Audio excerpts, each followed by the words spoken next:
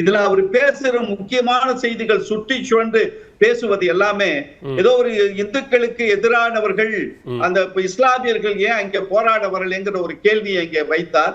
தமிழ்நாட்டை பொறுத்தவரை இஸ்லாமிய சகோதரராக இருக்கட்டும், சிறுபான்மையினர் யாராக இருந்தாலும் இங்கே இருக்கிற அந்த 83% இந்துக்கள் நம்மை காப்பார்கள் என்கிற நம்பிக்கை இருக்கிற பொழுது சிறுபான்மையினர் தமிழ்நாட்டிலே களத்தில் அந்த நம்பிக்கையில அவருக்கு எந்த சந்தேகமும் இல்ல.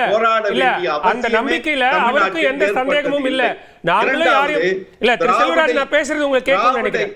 இல்ல, அந்த நம்பிக்கையில திரு ஸ்ரீகாந்துக்கும் எந்த சந்தேகமும் இல்ல. மாறா அவர் கேட்கக்கூடியது, உங்கள் உரிமையில் நாங்கள் தலையிடாத போது எங்கள் உரிமையில அவர்களை பாதுகாக்கிறோம்னு நீங்களா முன் வந்து ஏன் எங்களை தடுக்கிறீங்கன்னு கேட்கிறாரு.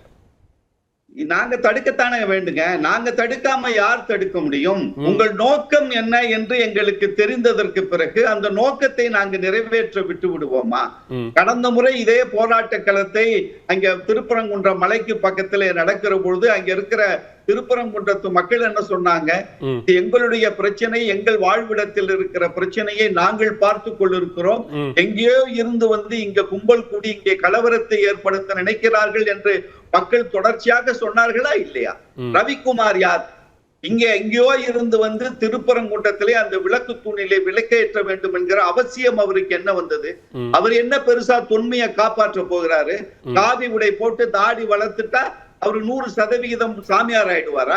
அவர் சொல்லுவதெல்லாம் வேத வாக்கா? அவர் சொல்லுகிற இந்துக்களின் தொன்மையும் வரலாறும் ஏற்றுக்கொள்ளக்கூடியதா? யார் அவர்? யார் அவர் ரவிக்குமார்? அவருக்கும் இந்த இப்ப இந்து மதத்திற்கும் என்ன செய்வார்? இந்துவான் கேளுங்க முதல்ல அவரை.